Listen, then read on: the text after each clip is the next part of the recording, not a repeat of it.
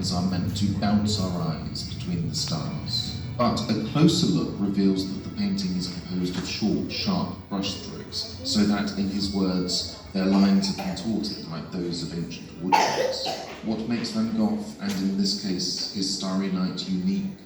The answer, of course, is the way he uses colour. Van Gogh's Starry Night contrasts the darkness of the village, where only a few window panes of light can be seen, with the swirling brightness of the night sky. And jutting between these two juxtaposed worlds is the irredeemably dark cypress tree, a plant traditionally associated with mourning. Now, Van Gogh was confined to a mental institution near Saint-Rémy when he composed this painting. Given only a small room to work in, he had to paint from memory and scraps of his earlier work, so far removed from the immediate experience of painting on location that he was used to. A year later, Van Gogh would be dead by his own hand. Perhaps the village, like Saint-Rémy, might appear calm and welcoming, a refuge from the turbulent chaos of the wild night sky.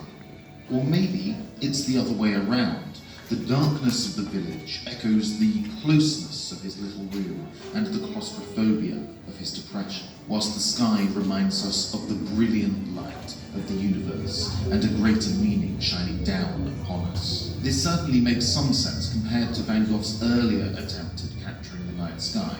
In Starry Night over the Rhone, the lights of the stars are somewhat dim compared to the brightness of the man-made light which reflects across the river. Here, Van Gogh prizes the brightness of mankind. In Starry Night, however, the lightness of life in the village has faded for him, to be replaced by the quasi-spiritual lights of the moon and stars. Van Gogh retreats from the world. But whichever interpretation you take, the gloomy cypress tree pierces both realities and is inescapable. It spears both the calmness and the chaos, both the darkness of the night and the night's brilliant colour. But it also connects them and binds them together. For me, Van Gogh's painting is the most wonderful interpretation of human suffering into something beautiful and perhaps beyond the frame of words. Yet it can be framed by colour and composition, and no one uses colour in a more impressive and confounding way than Vincent van Gogh.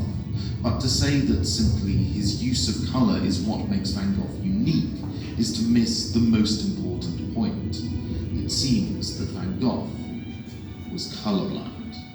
Kazunori Asada, an expert in colour vision, put the picture in a special colour vision experience room and found that Van Gogh's slightly odd use of colour disappeared and congruity was achieved.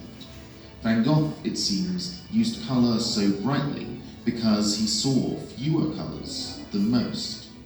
In this canvas of human suffering and resounding hope, Van Gogh uses bright colours because he could not see the distinctions between closer ones. His limitations themselves freed him to create beauty. Perhaps what makes Van Gogh unique was that he genuinely saw the world differently.